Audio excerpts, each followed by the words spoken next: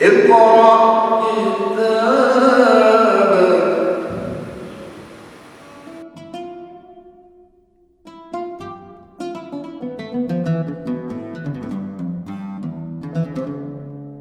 بسم الله الرحمن الرحيم. السلام عليكم ورحمة الله وبركاته.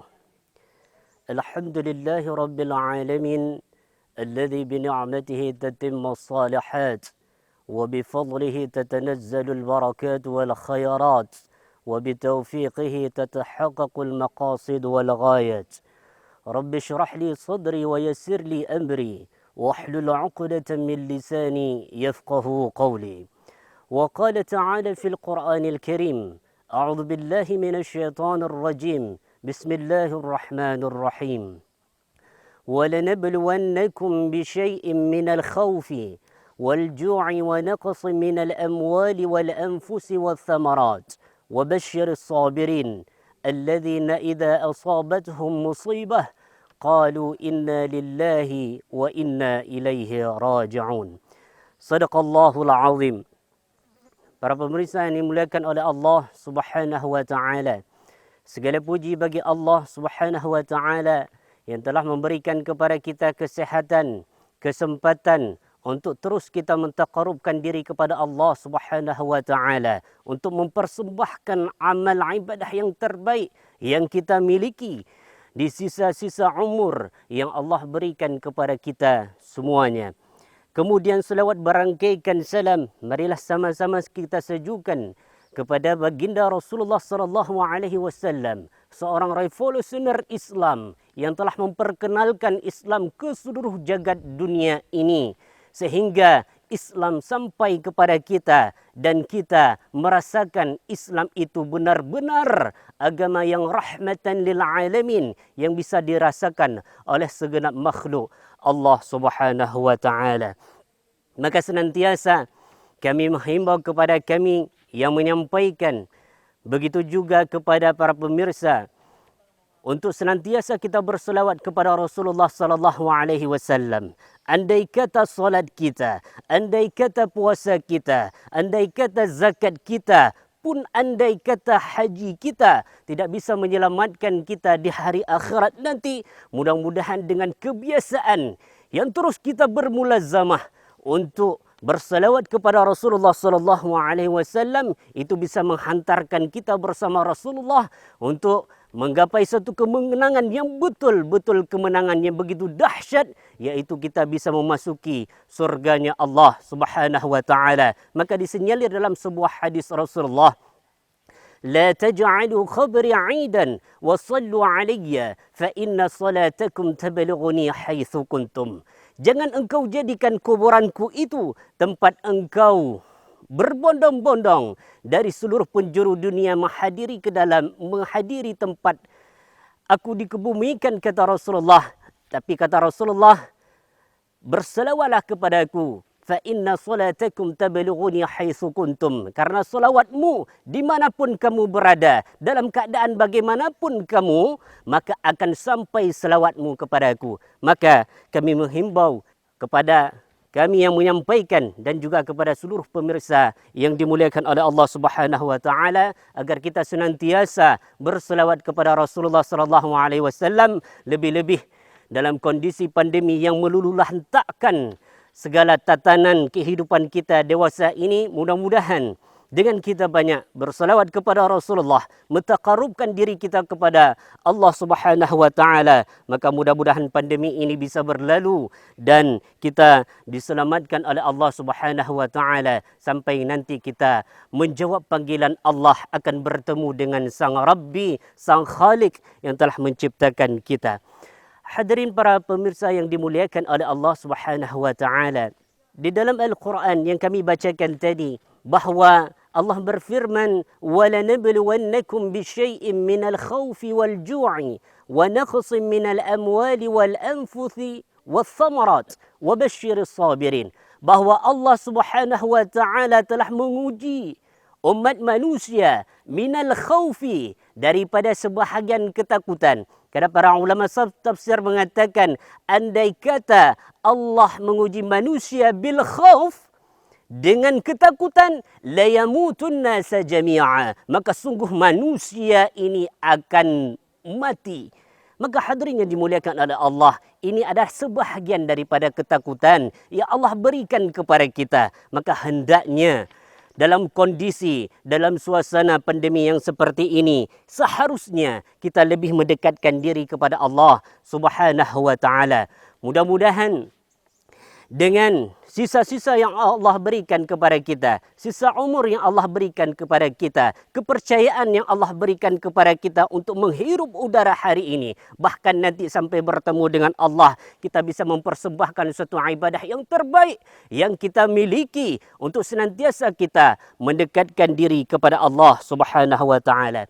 Para pemirsa yang dimuliakan oleh Allah Subhanahu wa taala, dalam kesempatan yang singkat ini kami ingin menyampaikan sedikit yang berkenaan dengan protokol spiritual dalam melawan COVID-19 ini. Para pemirsa yang dimuliakan oleh Allah Subhanahu wa taala, bahawa banyak sekali slogan yang diberikan oleh pemerintah yang itu sebenarnya untuk menjaga kita semuanya, melindungi kita agar kita menjaga jarak dengan sesama, protokol kesehatan kita tegakkan, protokol kesehatan kita jalankan, ini untuk kemaslahatan kita bersama.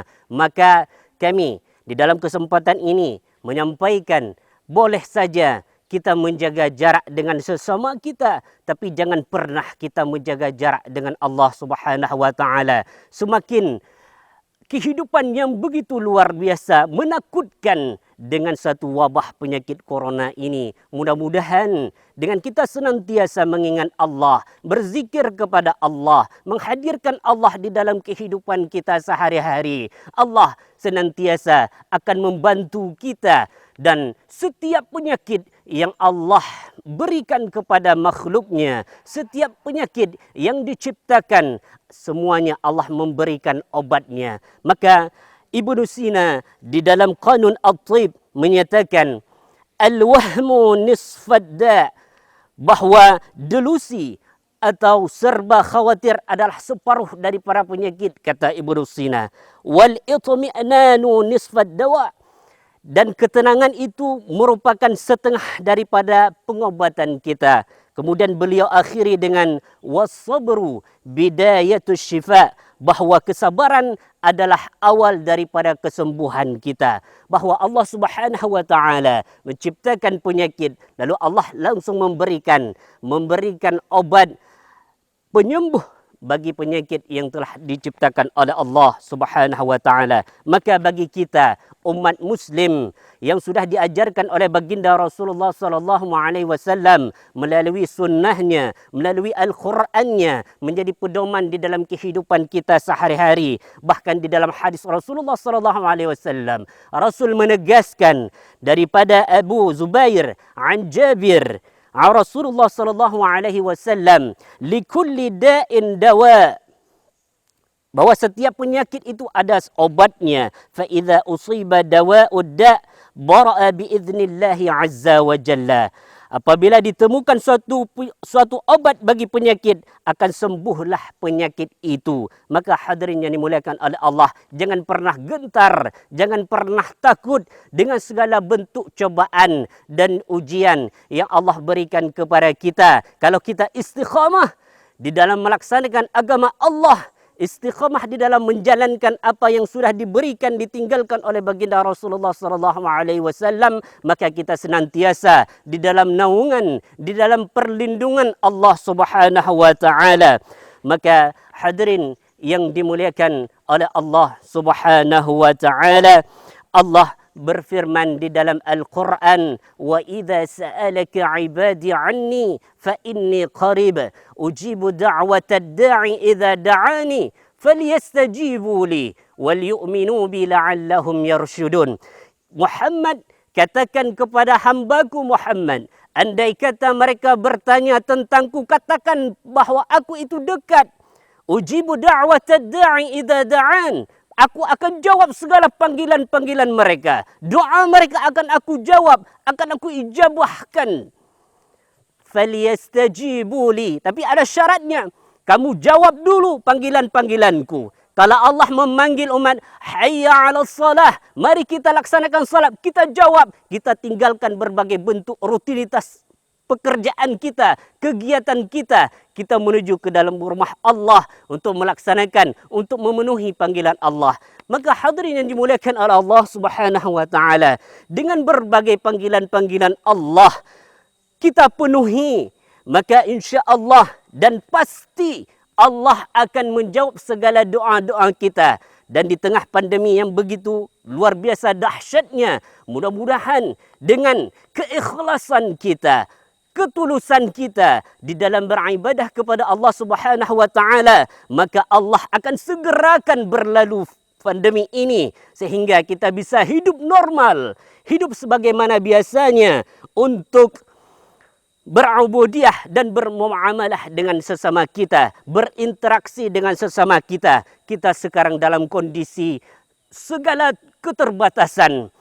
Keterbatasan kita di dalam melakukan ibadah kepada Allah dengan diberikan jarak dan sebagainya. Kita melakukan aktivitas-aktivitas pengajian pun dibatasi. Maka ada berbagai tempat yang bisa kita untuk belajar, untuk terus-terus menggali tentang ilmu agama kita melalui YouTube kah itu, melalui media cetak atau media elektronik lah itu.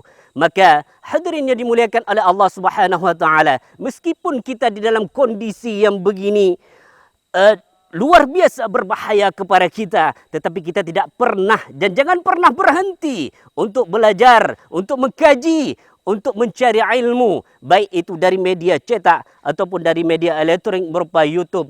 Meskipun bermuajah langsung dengan guru, melihat orang yang mengajari kita, itu merupakan satu keberkahan dan nikmat yang begitu luar biasa besarnya bagi penuntut ilmu, bisa melihat orang yang mengajari kita, guru kita, tengku kita.